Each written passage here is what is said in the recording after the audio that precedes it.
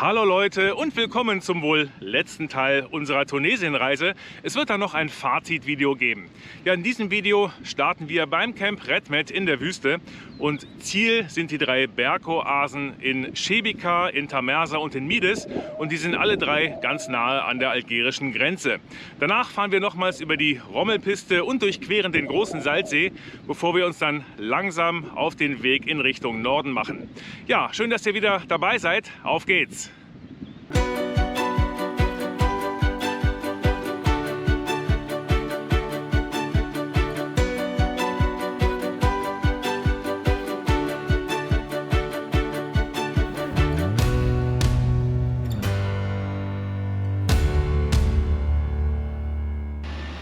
Hier verlassen wir das wunderschöne Camp Redmed.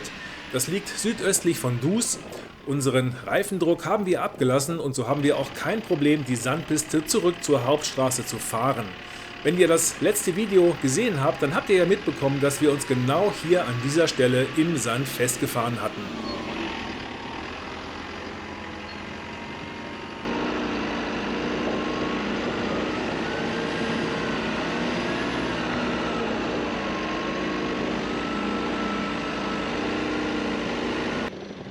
Von Dus bis nach Kebeli sind es gut 30 Kilometer, das fährt man relativ zügig. Hier sind wir bereits in Kebeli, es ist gerade Markt. Wir fahren weiter zum Campingplatz Le Ami du Camping. Der wird geführt von Arafat und seiner Frau Latifa. Hier waren wir ja schon zweimal und diesen Platz können wir euch allerwärmstens empfehlen. Unsere Reisefreunde, die Staubteufelchen und der Mugel sind auch schon da. Und wir genießen auf dem Platz die Gastfreundschaft von Arafat. Jeden Tag ist einmal Tea Time. Und es gibt eine richtig schöne tunesische Teezeremonie.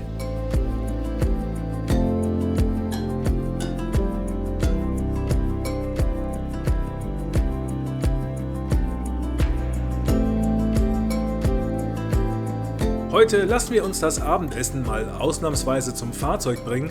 Das ist wie immer sehr, sehr lecker. Und jetzt zeigen wir euch mal diesen wunderschönen Platz in Kebeli aus der Vogelperspektive.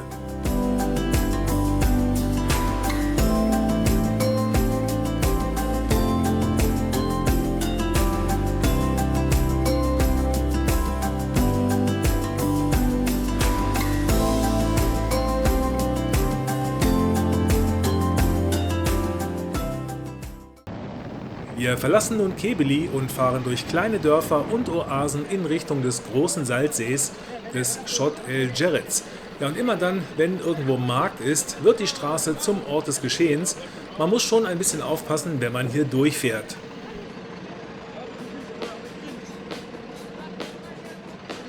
Hier fahren wir bereits auf der Straße über den großen Salzsee, den Chott el Djerid. Und wenn ihr alle bisherigen Videos gesehen habt, dann wisst ihr, im Video Nummer 9 gab es hier zum Salzsee schon mehr Informationen und auch mehr Bilder. Also schaut doch gerne dort nochmal. Like so many times before, I never felt as lonely, but I'm trying not to show.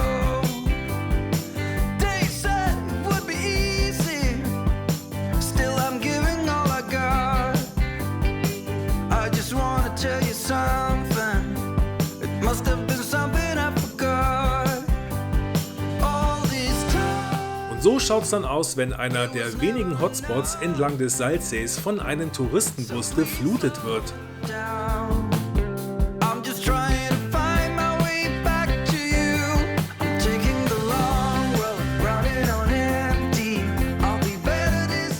Ja, was für ein wunderbares Verkehrsgerusel hier in Tozeur. Wir fahren aber durch das Städtchen, das werden wir uns später noch anschauen, werden aber jetzt weiterfahren bis Nefta und dann von dort bis zur Star Wars Location. Tozeur und Nefta haben wir euch ja schon gezeigt im Video Nummer 9.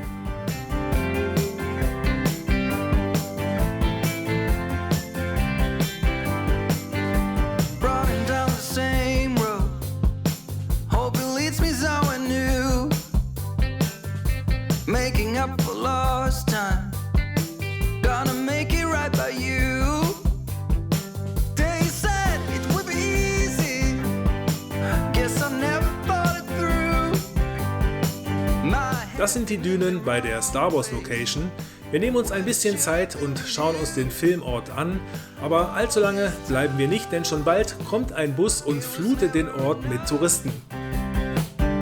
So please slow down. Und wenn ihr diese Star Wars Location ohne Touristen sehen wollt, dann schaut doch gerne nochmal das Video Nummer 9, denn im Video 9 fahren wir dann auch von hier aus noch weiter bis zum Camel's Neck. I'm going where you go. If you let me, I promise you better days. Wie gesagt, in Tozeur, in Nefta und bei der Star Wars Location war ich ja vor einigen Wochen schon mal zusammen mit den Staubteufelchen. Jetzt nochmals mit der Sibylle, damit sie es auch gesehen hat. Nun fahren wir zu 3 neuen Locations, hier über den Salzsee Chott El Rahim. Und zwar sind das die 3 Bergoasen Shebika, Tamersa und Mides.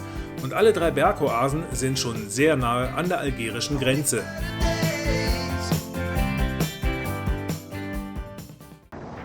Hier sind wir bereits in Shebika auf der Zufahrt zum Parkplatz. Und es dauert nicht 10 Sekunden, da hat sich uns schon ein Guide aufgedrängt. Direkt beim Parkplatz beginnt der Rundgang durch das alte Shebika, das 1969 nach starken Regenfällen durch eine Überschwemmung zerstört wurde.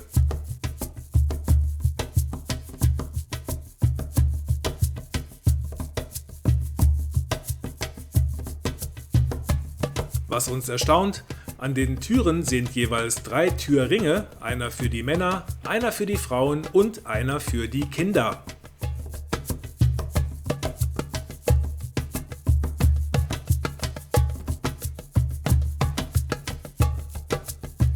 Hier in der Bergoase Shebika wurden übrigens einige Filmszenen für den Film Der englische Patient gedreht.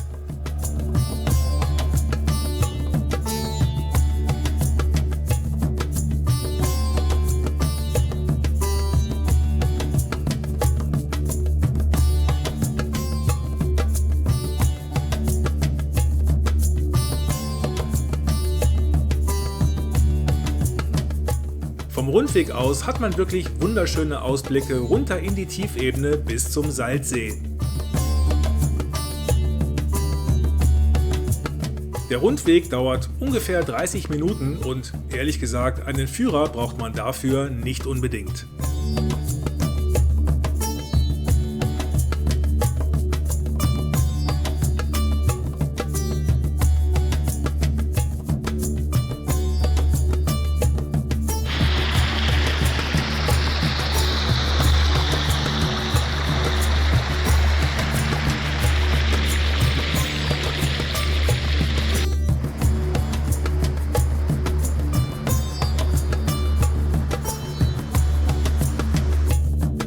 Für uns geht's nun weiter zur Bergoase Tamersa.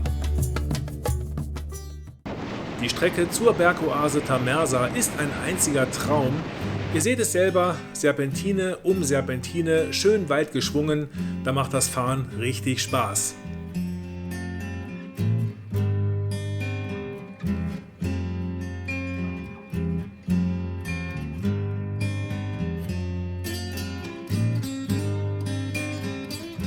Diese Panoramastraße führt zu einem Aussichtspunkt, aber schon von unterwegs aus genießen wir die Bergwelt, wir sehen Canyons und haben immer wieder auch tolle Ausblicke runter in die Tiefebene.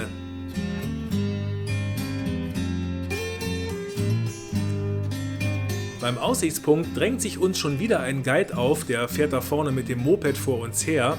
Der möchte uns jetzt unbedingt den Canyon von Tamersa zeigen, also gut.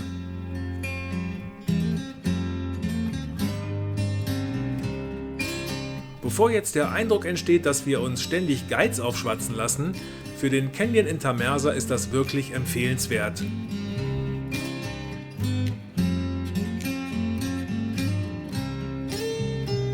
Dort unten ist die Oase von Tamersa und dort beginnt dann auch die Canyon-Wanderung.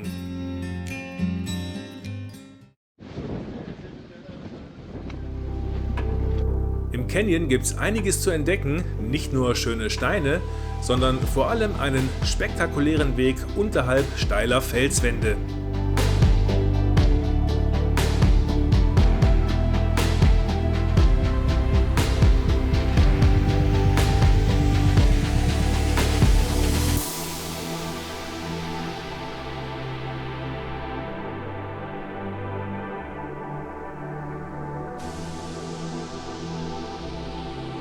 Wie ihr seht, es gibt auch einige leichtere Kletterpassagen. Später gibt es dann auch noch schwierigere, die haben wir leider nicht gefilmt, aber genau deshalb braucht es einen Guide im Canyon.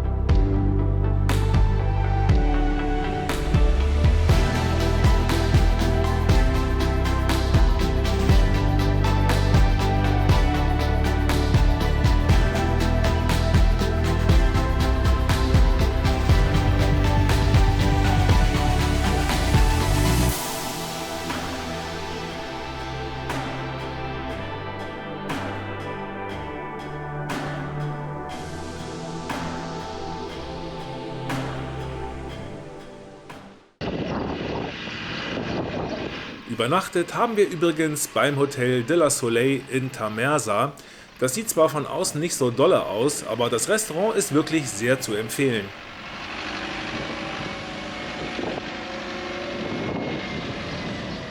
Wir sind auf dem Weg zur dritten Bergoase, zur Oase Mides. Die ist nur gut 10 Kilometer entfernt von Tamersa und von hier aus kann man schon die algerischen Berge sehen.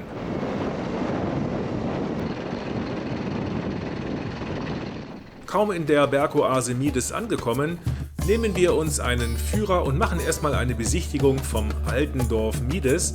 Das wurde nämlich genau gleich wie bei den Bergoasen Tamersa und Ševica durch schwere Unwetter im Jahr 1969 und die anschließenden Überschwemmungen komplett zerstört.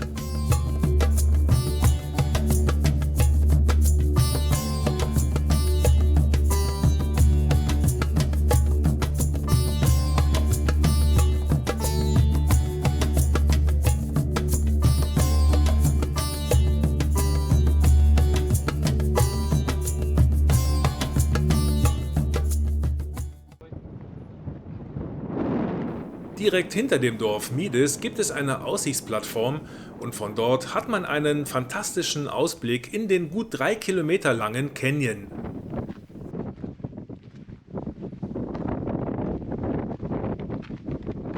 Auch diesen Canyon wollen wir uns natürlich ein bisschen genauer anschauen.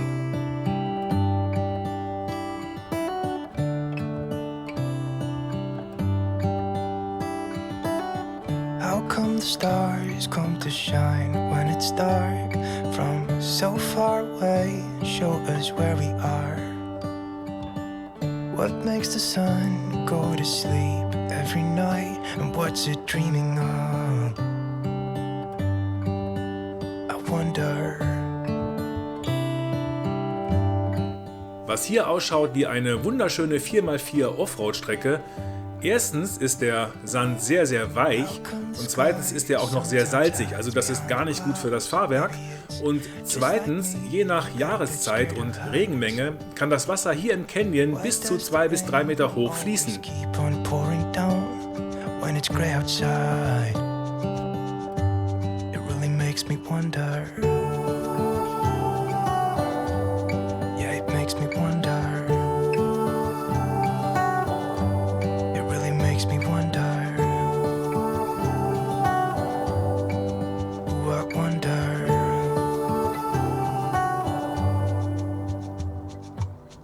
How come the trees get undressed when it's cold? And don't they miss the leaves they left behind? Could it be to make the ground shine like gold until winter comes? Until winter comes, until winter comes. Nach gut einer Stunde Canyonwanderung haben wir uns einen leckeren tunesischen Tee verdient. Wir verlassen die 3 Bergoasen und fahren zum Rommelpass. Den Rommelpass habe ich euch ja im Video Nummer 10 schon gezeigt, da war ich ja mit den Staubteufelchen unterwegs. Jetzt also nochmal, denn Sibyl hat ja den Pass noch nicht gesehen. Jetzt fahren wir aber den Pass vom Norden an, das heißt wir kommen zuerst durch diese grässliche Müllkippe, bevor dann der wunderschöne Rommelpass beginnt. Der Iveco Daily 4x4, den ihr da hinter uns seht, gehört einem Ehepaar, das wir in der Bergoase Mides kennengelernt haben, und wir haben gesagt, den Rommelpass, den fahren wir zusammen. Kaum kommen wir über die Kuppe des Rommelpasses, eröffnet sich uns wieder dieses grandiose Panorama. It really makes me wonder. Yeah, it makes me wonder. Ooh, I wonder. I just wonder.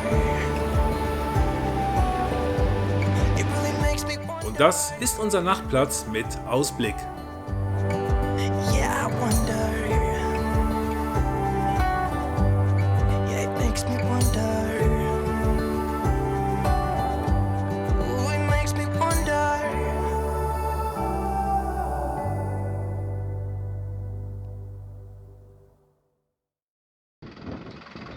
Am nächsten Morgen geht's vom Rommelpass runter in die Tiefebene und ihr hört die starken Windgeräusche, deshalb gibt's jetzt wieder Musik zu den Bildern.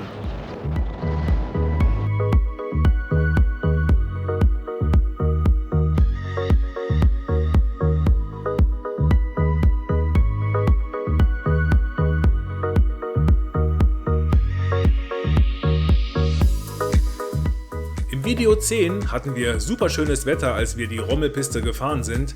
Schaut doch gerne dort, denn dort gibt es Drohnenaufnahmen von dem Canyon hier an der Rommelpiste. Heute ist das Wetter nicht so toll, es ist doch sehr windig, also bleibt die Drohne im Fahrzeug.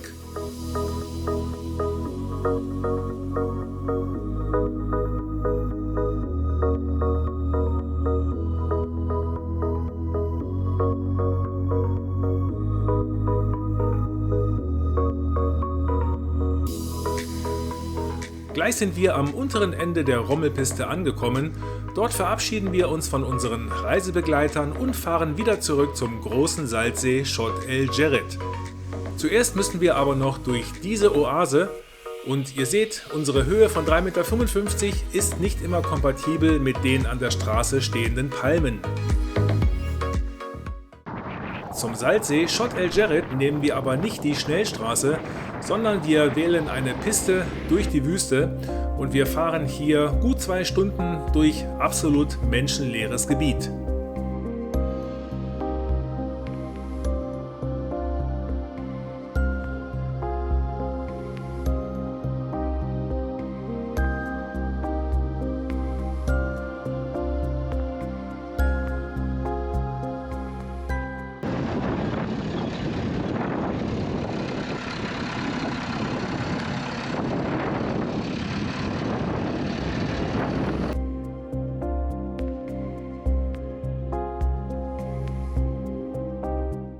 Nach dieser Sandpiste erreichen wir wieder den großen Salzsee Chott El Djerid.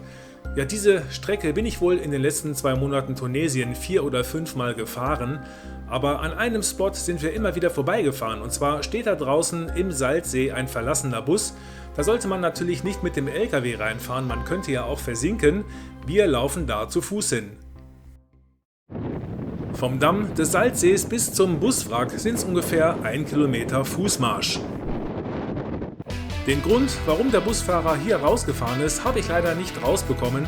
Wer es weiß, bitte gerne in die Kommentare schreiben.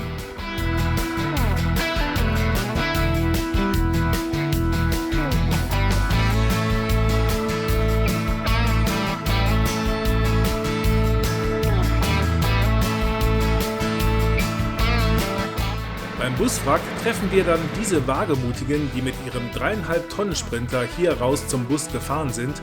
Man sieht hier auch mehrere Fahrspuren, aber zur Nachahmung ist das definitiv nicht empfohlen, schon gar nicht mit einem schweren LKW.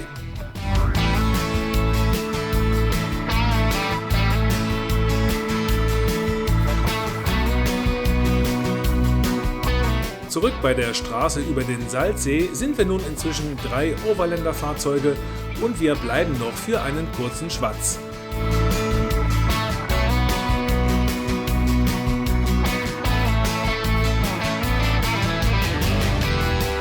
Vom Salzsee geht's dann durch heftigen Sandsturm zurück nach Kebeli auf den Campingplatz Le Ami du Camping, wo wir unsere Reisefreunde wieder treffen. Mit diesem Video gehen dann leider 2 Monate Roadtrip in Tunesien zu Ende. Wir haben dann noch einen kurzen Abstecher zur Insel Djerba gemacht und von dort aus sind wir dann die Küste hochgefahren bis nach Tunis, wo wir dann auf die Fähre nach Genua, Italien verschifft haben. Ich mache jetzt mal ein kurzes Fazit unserer Tunesienreise.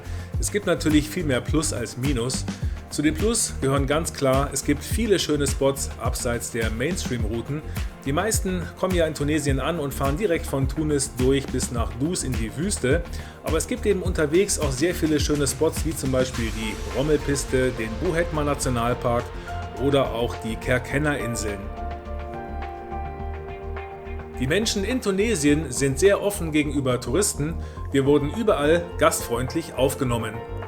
Polizeikontrollen gibt es viele in Tunesien und die Polizei hat uns auch meistens abends bei unseren Stellplätzen irgendwo gefunden, aber auch die waren immer sehr, sehr freundlich.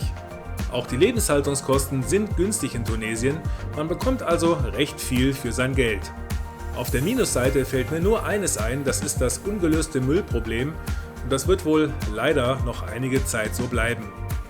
Also unter dem Strich muss sich Tunesien überhaupt nicht hinter Marokko verstecken. Es lohnt sich wirklich hierher zu kommen. Wenn euch dieses Video gefallen hat, dann lasst doch einen Daumen nach oben da und abonniert diesen Kanal. Der Tunesien Roadtrip ist vorbei, aber die nächste Reise steht schon vor der Tür. Bleibt dabei, wir freuen uns, wenn ihr auch beim nächsten Mal wieder mit dabei seid. Bis dann!